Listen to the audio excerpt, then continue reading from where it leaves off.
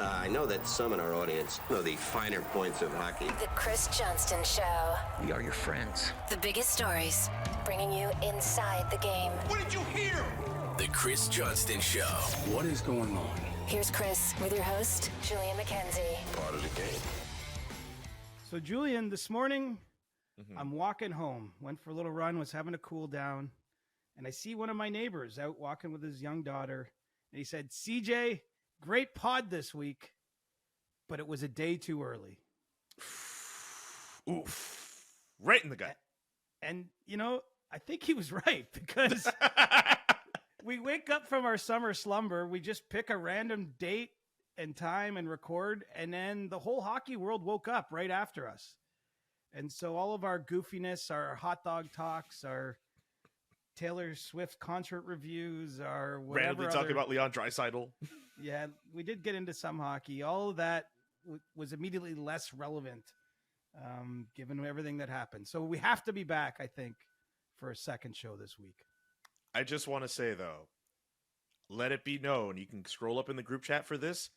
I wanted a show on Tuesday. You did. I wanted the show to be on Tuesday. You did. I did. And, well, I didn't know everything else was going to happen. But maybe we would have been on top of a few things if we did.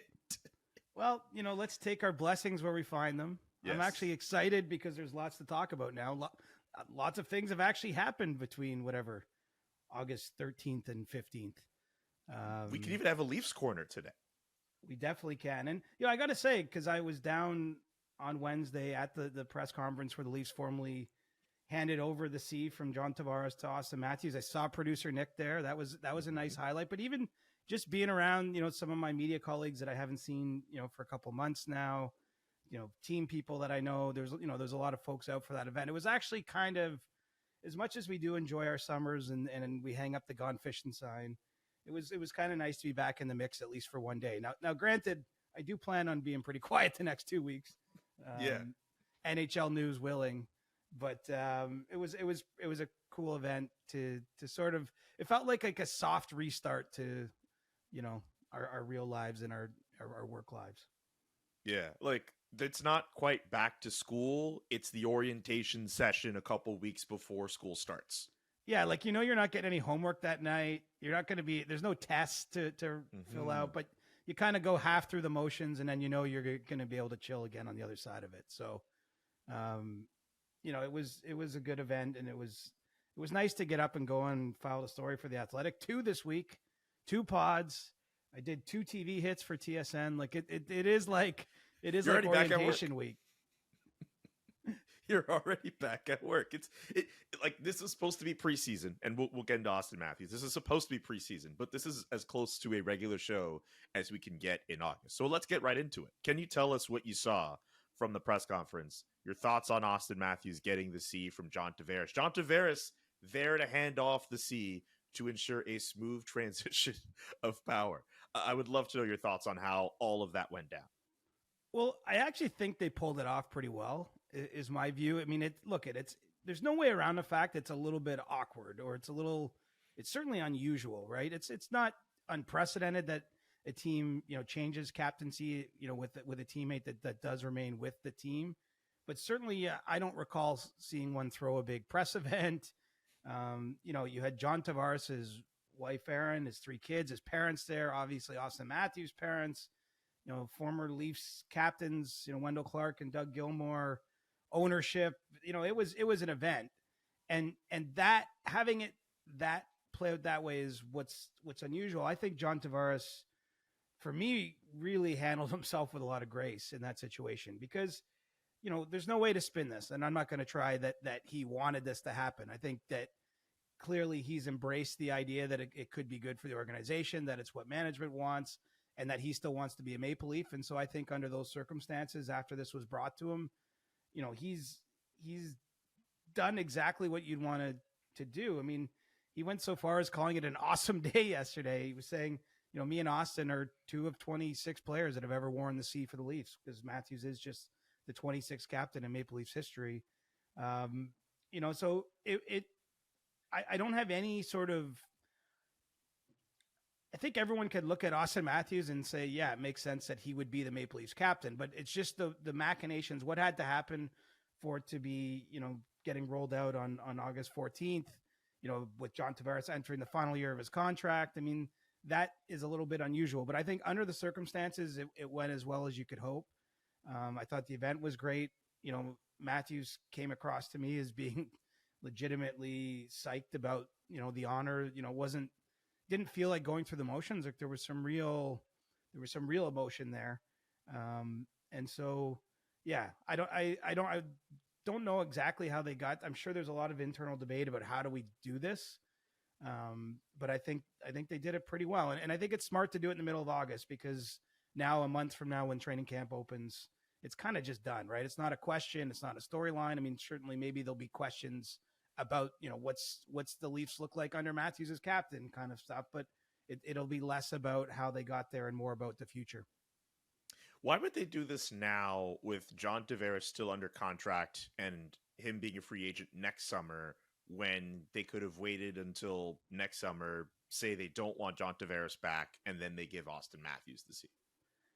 I think, the contractual status didn't come into it as much. I mean, look at, and this isn't not laying any blame solely on John Tavares, but, this team has not had the amount of success in the playoffs that it's wanted with all these players. The same guys that are still in uniform, it appears to start next season, the main guys, they've only won the one playoff series together.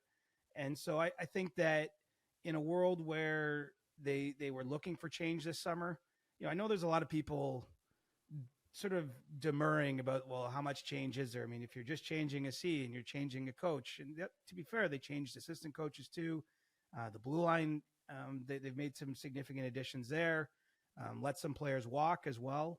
I mean, to me, I think it was part of the larger theme of having to create a different dynamic around the team. And then, the other part is that they just felt that Auston Matthews was ready for it, that, Brad Treliving now has been on the job for a little more than a year. Last year was his first full season to get a look at how things work behind the scenes, not as just an onlooker from afar. And what he saw was a player in Matthews who obviously on the ice is extremely accomplished, but, I think off the ice has sort of a gravitational force around the team. And really, I think it's about transitioning into the next phase. I mean, if you're going to do it eventually, like once you get that in your mind, you might as well just do it. Right. I mean, why?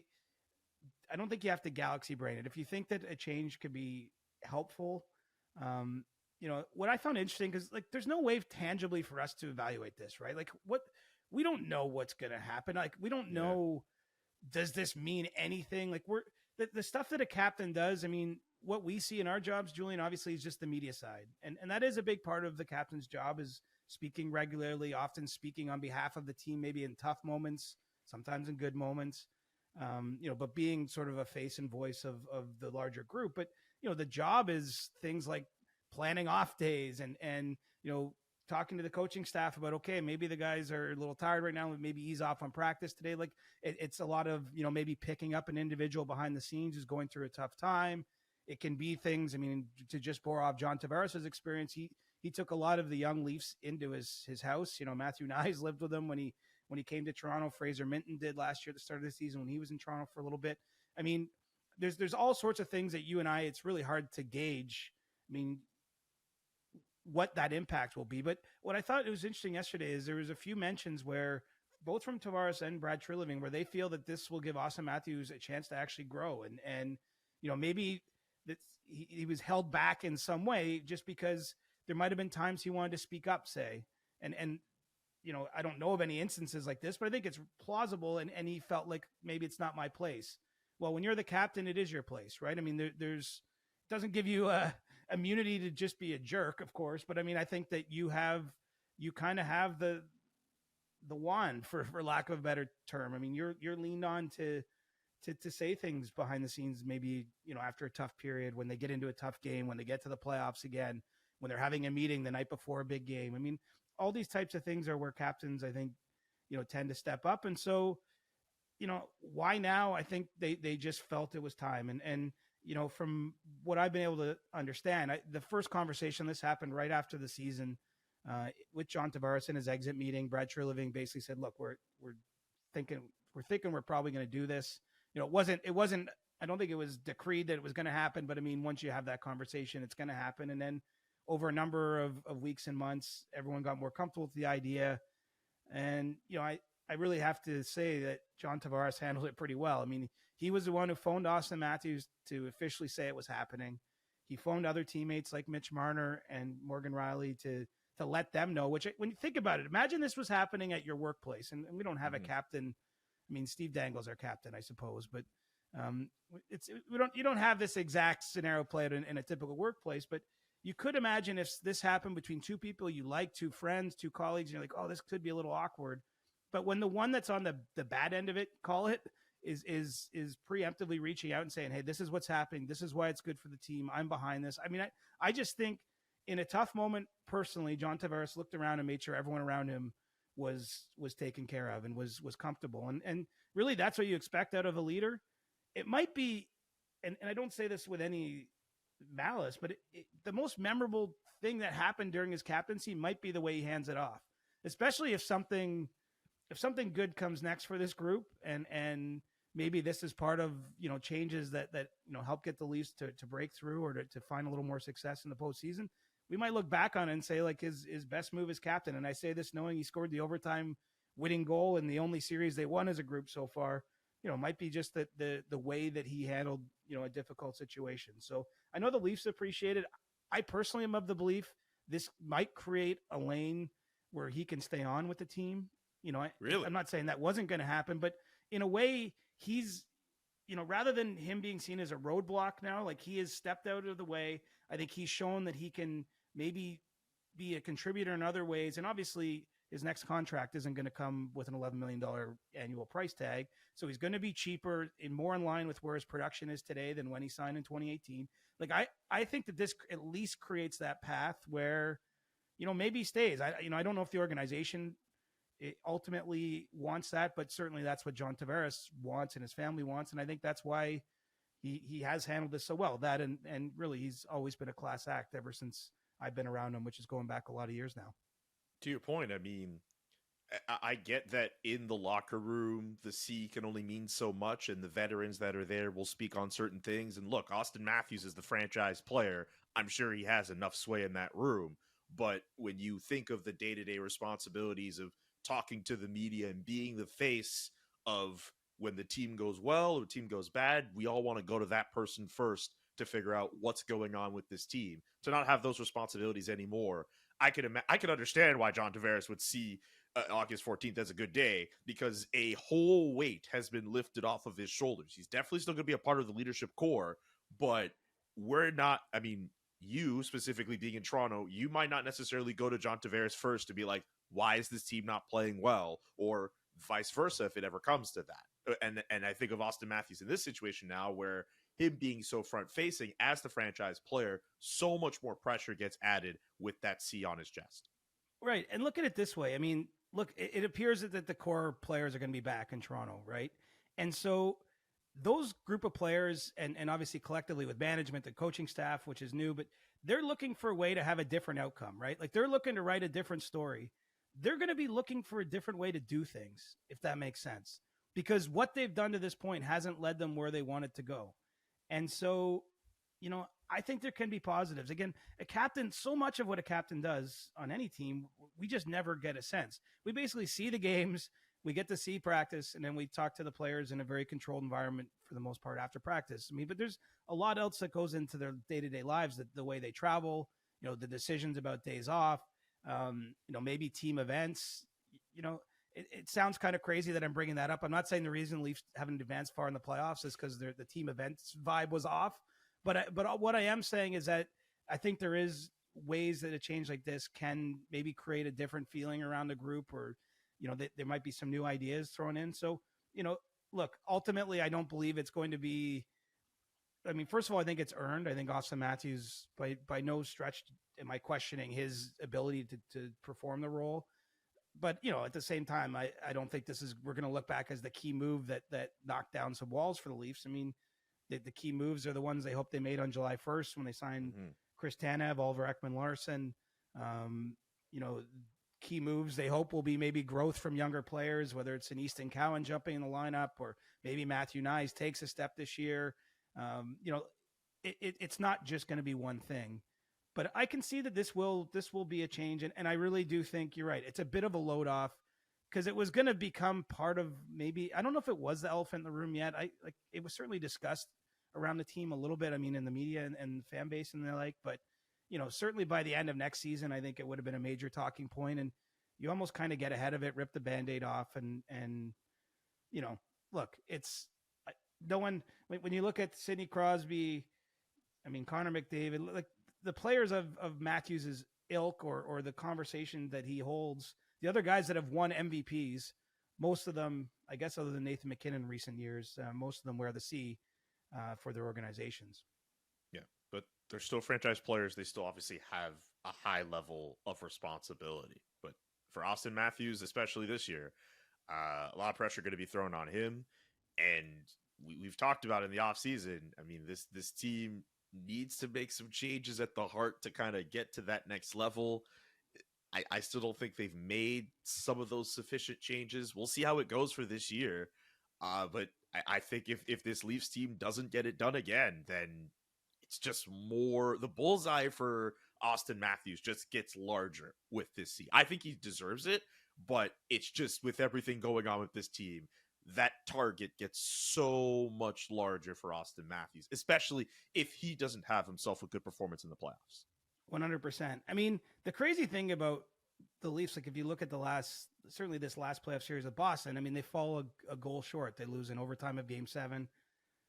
It's not like they've been far off in most of these series. I mean, they did lose in 5 games to the Panthers in the second round 2 years ago. But for the most part, they get to the big moment and don't push through. And so on some level, it feels like that isn't just team building. Like, I mean, obviously there's reasons for that. Their power play, it went quiet. They probably could have had a goal there. Maybe didn't get the best goaltending all the time. Like you can always point to a reason, but really it does feel like they've just lacked finding the one moment in those big games. Like it's not as though they get to the playoffs and they're just embarrassed. It's more, it almost seems like it's something from within that they have to draw out, or maybe they don't have it. And that's part of, I think what's going to be discussed. And you're right. I think Auston Matthews now takes on, I mean, he's been such a focal point of the team, quite honestly, since his first year in the league. They made the playoffs kind of unexpectedly when he was a rookie. But I think it'll be more directed his way. He'll be the one speaking after every loss or leading into those series. I just think he'll bear more of the brunt of that, but he's at the stage where he can do it. I mean, this guy has been a multi-time, Hart Trophy finalist, and he won one. He's been a face of the league. I think 3 times he's worn the C actually at the NHL All-Star Weekend. He's been, he's one of the most marketable athletes the sport has. But it's going to go up even a level from where it's been for him, I suspect now. Anything else you want to mention about Auston Matthews before I ask about any other Leafs tidbits you may have? Well, the other thing that it was kind of cool, and if you missed it, is John Tavares actually brought his kids and they're quite young. His 2 boys are wearing Matthews jerseys with the C, and I thought that was cool in the front row. And John said it was the only thing he asked for. He was hoping to get a couple of those jerseys for his kids, have Auston sign them, and join their collection. So, I really do want to hammer home that could have been. I didn't know what to expect when I went there. Like, how awkward is this going to be? Is it going to be clumsy? But I thought the way Tavares acted, the way that Tavares' family showed up, and I thought that really made it seem like the event it should be, which is a happy day, which is a positive thing for the organization, a positive thing for Auston. And Brad Treliving did mention too, Tavares will wear an A. Like, it's not as though he's being wiped off the face of the team. But it's still not something we see a lot in the sport, frankly, and certainly don't see a day like that. But kudos to the Tavares family for making everyone comfortable. Okay. To wrap up Leafs Corner, anything else? One particular note that kind of comes to mind is Jani Hakanpaa, who in my head has been a Toronto Maple Leaf this whole time, but for whatever reason he still isn't. What's going on there? Yeah, he's still not officially a Toronto Maple Leaf, and kind of unusual circumstance, because if you remember back to July 1st, and a lot happens on that day, so obviously things get lost, but when Brad Treliving was talking to the media about the Leafs signings that day, he mentioned Hakanpaa and how excited they were to bring him into the organization, that he was going to need some time to get ready, but they saw him as being a help with the penalty killing and the like. And yet after that, the Leafs never put out a press release, never officially added him to the roster, haven't signed him to a standard player contract. And, I don't know where this is going to go. Brad Treliving was actually asked about this at the captain event, and he said, look, I think there'll be some resolution, we hope soon, but this isn't the day to talk about it. And from what I can gather is going on here is, Hakanpaa did finish last season with a pretty significant knee injury in Dallas, and he believes that he can play on his knee. But I don't know that there's unanimity in that opinion from those that are looking at his medical file, and just concerns that essentially he's got bone on bone, that it's not a situation that could be terribly comfortable. And what's interesting about medical related issues is some players do manage to play through certain things that others can't. I mean, everyone's bodies are different, pain tolerance, what have you. Like it's this, I mean, I guess the x-rays themselves are black and white, but sometimes what they tell you, the information isn't black and white. And so, this is an interesting situation. I mean, we'll see if he gets a contract. I don't know which way it's going to go. Don't have a terrible amount of insight into what the Leafs medical staff might be saying, but obviously there is concern there, because I think we can conclude that, given that 6-7 weeks have passed and he hasn't yet signed a contract. But, kind of an interesting note. One of those things that, like, if he doesn't end up signing, I think some fans will wake up and be like, wait a minute, didn't we sign that big right-hand shot defenseman? Why is he not here? But, I think it really comes down to the medical opinion, how much, I guess, risk the organization's willing to take. But, Hakanpaa certainly seems intent on continuing his career, feels that he can, maybe need some time off, but will be able to play ultimately on that knee. And we'll have to find out if the Leafs feel the same way. And that'll be determined, I suppose, if he does sign a contract or not. All right. And that's going to do it for Leafs Corner. Let's go to St. Louis. Not one, but 2 offer sheets doled out by the St. Louis Blues for Philip Broberg and Dylan Holloway of the Edmonton Oilers. Before we get into the nitty gritty when it comes to those offer sheets, when you saw the news drop that the Blues put 2 offer sheets out there, what was your instant response? Well, the first thing actually that I saw was they made a picks trade with Pittsburgh. Yes, they did. To reacquire their second round pick from 2025, which if you just looked at the trade, you're like, this is kind of a weird deal. But I immediately clicked and I was like, they need that pick, because when the compensation, the way it works when you offer sheet someone is you need your own draft pick. And so it did occur to me that it might be linked. Obviously I didn't know what the offer sheet would be, and then those 2 dropped. So, pretty interesting move. I had someone from another team say this was a savvy attack. And, part of that is, look, at everything lined up perfectly here to have this work.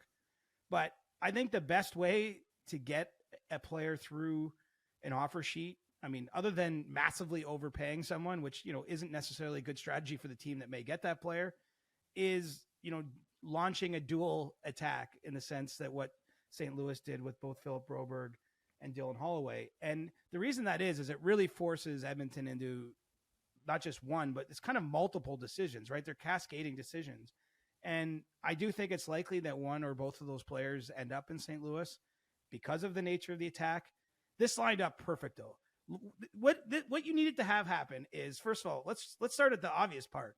Players have to sign an offer sheet. Just because a team extends you one, maybe you don't, for whatever reason, maybe you're happy where you're living, you don't want to do that. So they found 2 players with different agents. So it wasn't all just like, cooked up behind the scenes between a GM and one agent. 2 players willing from the same team to sign an offer sheet. 2 players that you could afford, but the other team really can't at the number you're signing them. And 2 players that are going to, if St. Louis gets both, they only give up 1 second-round pick and 1 third-round pick. So it's not even really a high price to pay from the Blues end of things in terms of the compensation going back. And so that is almost a perfect storm where, obviously at this point, the Oilers have a lot of contingency plans. They are looking at everything that might work. Do we trade someone else perhaps off the roster in this 7-day window to open up space? Do we just let them walk? Do we keep one? Like they're obviously considering all the different options, but the truth of the matter is most of the options are not palatable. I mean, the list, it's like choosing between what is the least poisonous of these poison pills. And so it's, we've never seen this in the cap era. I know that there were offer sheets, way back 30 years ago. And so I don't have perspective on those. It wasn't when I was around, and it was a different system, right? But in the salary cap era, I mean, really they're leveraging their cap position and the Oilers' struggles or the Oilers' tight cap situation to their benefit. And, I do think that they're going to end up with at least one of these guys, unless maybe Edmonton finds another way. But the Oilers are now caught in a trap, right? Again, someone from the team put it this way: like they're like a wounded animal in a trap right now. And so there aren't a lot of teams like lining up to help them out of that trap. I mean, they might come over and help them gnaw their leg off or something, but they're not going to, there's not a lot of teams out there that are going to just, take someone's contract on and not have it, be priced at a premium. So it's a difficult spot. Obviously, what an off season at Edmonton. I mean, to basically play the Stanley Cup final right up until the draft and then go right into free agency without a GM because Ken Holland's contract expired. Obviously, they've since hired Stan Bowman, but there's a managerial change there. And, I think obviously they were aware of the possibility, but we haven't seen this before. And so it wasn't likely until it happened. And so pretty savvy maneuver by the Blues. And, we kind of have to wait to see what happens now. I don't know which way Edmonton's going to go yet. And they still have a few days to play with to try to find the best solution for the organization. 5 days from this recording on Thursday, August 15th, the Edmonton Oilers have to make a decision. Who's more likely to stay? Is it Broberg or is it Holloway? It's tough to say. I mean, I think that Holloway's offer is much lower, so a team with a cap problem could probably fit him in easier. But, Broberg plays what would be what we call a more premium position, right? And, look at Philip Broberg. He's got roughly 100 games of NHL experience on his resume, spread out between the playoffs and regular season over the last couple of years. Hasn't really broken through. Certainly all the tools are there, I think. But hasn't broken through and shown he can be an everyday guy on a team that has a chance to win the cup. And he's got a $4.5 million contract. And, the other part of this that is not insignificant is if, the Oilers choose to match these offers, they can't trade the players for a year. And so you're really locking into that player. And both contracts were 2-year contracts, so they cover this coming season, but also the 25-26 season. And we know that because we went over it on our show earlier in the week, Edmonton has a lot of other business to take care of. Evan Bouchard is going to need a contract next summer. He's eligible to sign an extension now. Leon Draisaitl, eligible to sign an extension now and will need a new contract. And so I think you got to be really careful. I would say this with any move the Oilers make this year, but they have to be really careful about committing next year's, the 25-26 season's cap space too early, because you want to leave that open and see where your big dogs fall. So, and where they land with their contracts, and hopefully they do sign them. So it's hard for me to handicap. I mean, I think it's easy to say, well, you keep Holloway because he's cheaper, but maybe if there's a trade, if you're trading away another defenseman, you want to keep Bouchard at his age. We did see him play as offside a little bit during the playoffs. Can he play on that right side? I mean, Edmonton's, pretty locked in now on the left side of their blue line, but maybe there's a ability to do a series of moves that makes sense to keep him. But, any way you slice it, this is not a good situation for Edmonton. They've left themselves vulnerable and they got attacked. They got pounced on. And, as we know, this isn't something that happens too often. I mean, there's been a handful of offer sheets in the last couple of years. I mean, you think of the Sebastian Aho one from Montreal. I mean, that led directly to Carolina countering a couple of years later and getting Jesperi Kotkaniemi. Probably worked out in Montreal's favor long term, but in the moment it didn't. I mean, they lost a player that played center for them, right? They've had to go out and make other deals for centers like Dvorak in the wake of that. And that deal didn't necessarily work out for Montreal's side of things. So, it just doesn't happen a lot. And, you know, quite honestly, with Doug Armstrong and Ken Holland having such a long history together and working, you know, both being very involved with Hockey Canada over decades now, not just years, you know, I can't imagine that this necessarily would have happened if Ken Holland was the GM, but because I think there is an element of that. The other part of it, though, that maybe gets overlooked when we talk about the lack of offer sheets in NHL is very rarely are they going to work. The reason these are brilliant is because I think there's a high likelihood one or both of them actually net the Blues a player. And obviously in this case, they're young players, but they're players you hope are ready to step into a bigger role. And, you know, St. Louis can probably give them a bigger role than what they've had in Edmonton because they're kind of retooling on the fly here, I'd say. One more for you. Do you wish more teams used the offer sheet tactic? Like, it's a nice conversation starter for all of us in the hockey world, especially in the middle of the summer when there isn't that much going on. Plus just the idea of some GM taking advantage of another team's cap situation. I mean, it's devious, but like that's smart. You're trying to be aggressive in that sense, right? Like, I think it's exciting to talk about. I'd love to know your thoughts on that. Yeah, I mean, I don't see a downside for if you're not involved in these transactions. I mean, if you're just an onlooker like we are, why not? I mean, it adds a little spice and drama.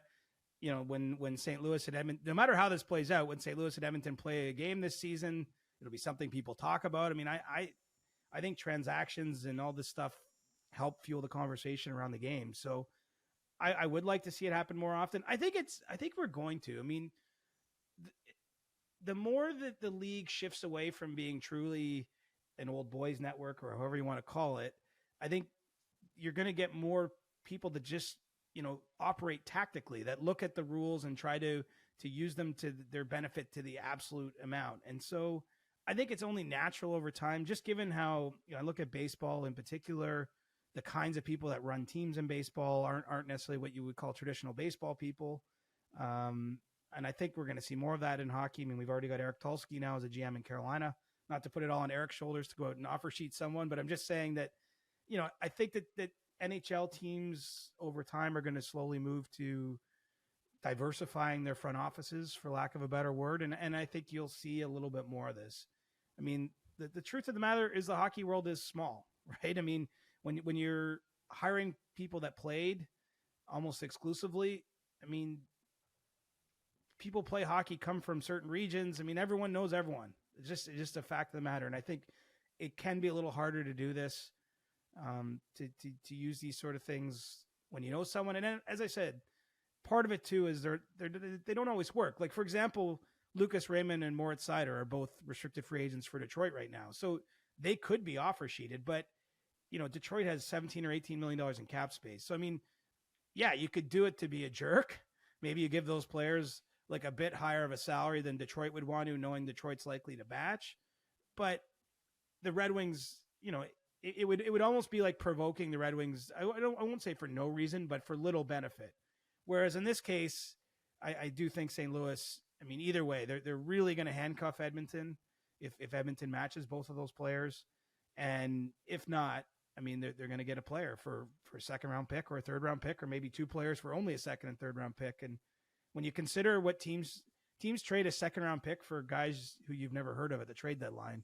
So, you know, if you end up giving up a second round pick for Philip Broberg, who's 21, 22 years old, does have 100 games of experience, you know, does certainly have a tremendous tool set where you could see him becoming a regular everyday player for years to come. I mean, it's almost a no brainer with the way this thing lined up. And I do think you'll see teams do a little bit more of it, but we'll have to wait and see.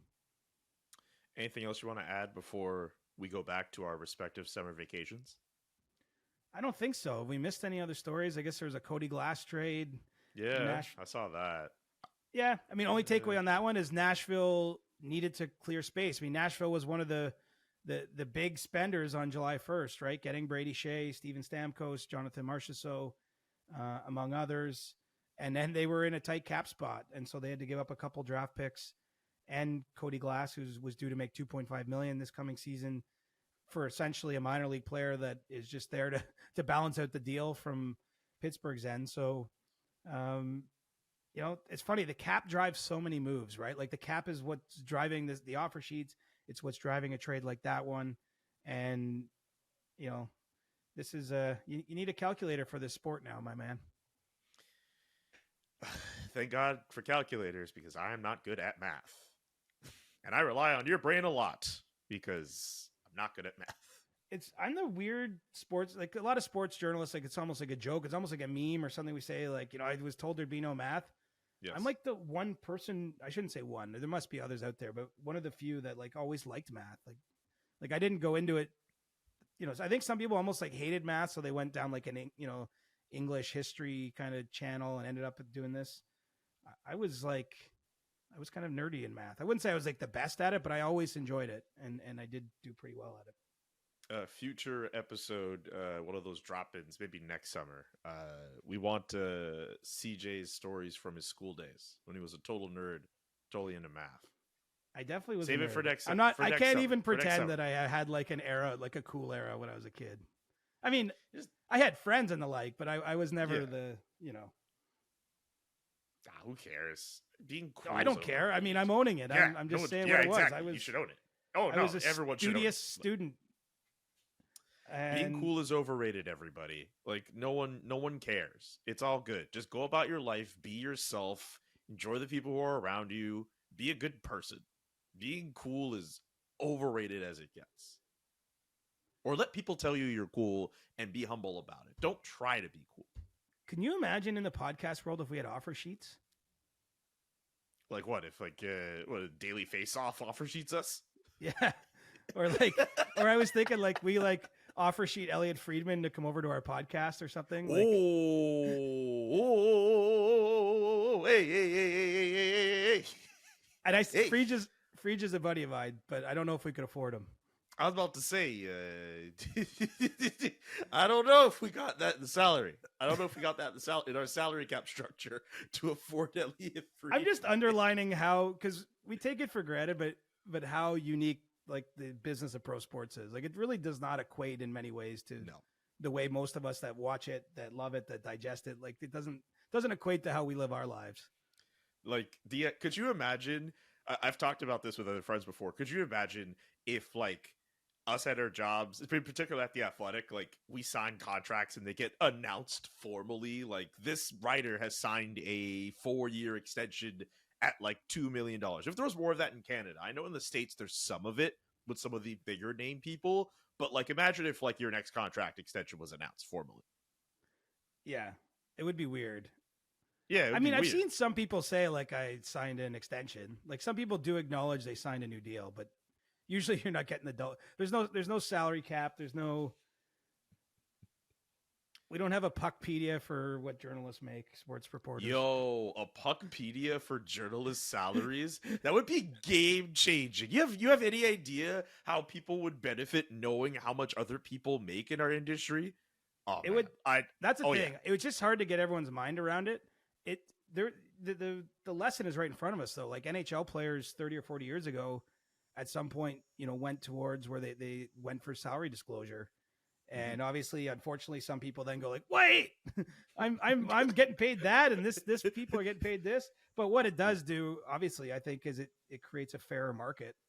But anyway, I'm not saying I'm the first that wants to put my salary out there either. It just seems a little personal. I get that, and I can understand that some people do feel that way. I think I see the other side where at least if you know some kind of range, and you can, at least for yourself, understand what other people are making, you can at least make yourself competitive the next time you ask for money. I don't think there's anything too wrong. You know what? Not publicly, like a Puckpedia thing, but I don't think there's anything wrong with like going to your colleague and be like, "Hey, if you're comfortable with it, tell me how much." It only depends what the language in your contract is. Some of the language says you can't share what you made. But I will say, I'm not saying I don't even know. I've had that in the past, not my current deals. The other thing is, I will say though, in the last 5 years, without naming any names or locales or anything, in a social situation, I was with a group of reporters where everyone went around the table and disclosed it for the reasons you're saying, just that it can be helpful for other people to know. Anyway, I've seen that. We're all over the place. No, that's fine. Do you want to That's argue about absolutely mayo fine. on hot dogs now, or No, I absolutely do not want to do that. I do not. If we start doing that, then this episode will go way longer than I intended it to. And then everyone will get mad at me that I made the episode go longer than it normally would. Everyone's going to get mad. I saw the timer. I was like, it's going to be a clean 30 minutes. Adam Wild's going to be happy. And no, we did accomplish that. But I'll that's leave you okay. with one thought. I'm going to be unavailable this weekend if you want to do another pod, because I'm headed to a cottage. And it has a sauna on the lake. So I'm just pumped to like go in the sauna, jump in the lake, chill out. So You're I'm not back going to do on an episode vacation. from the sauna? You're not going to have the No camera with you? You're chance. not going to have the mic with you? No, although I saw the Cup spend a lot of time in Finnish saunas with all the Finnish players on the Panthers this summer. But yeah, so Gone Fishing sign is back up at CJ's house. As you were. Let's have a little bit more vacation before things get crazy again. Sounds like a plan. CJ, great work on the Auston Matthews story and, of course, the offer sheets as well. Thank you to everyone who tapped in this week for our much sillier episode earlier in the week. And this one, which didn't feel like preseason, felt like a good regular season episode for us. I thought we did pretty well, considering the circumstances. We're in finding the office. it felt more normal too, right? Because we're getting the reps back. I love it. Exactly. Subscribe to the podcast, however you listen to the show, and we'll be back whenever. See you guys. The Chris Johnston Show. Inside the game, twice a week. Follow Chris on Twitter @ReporterChris. And follow Julian McKenzie @JK and McKenzie. The Chris Johnston Show.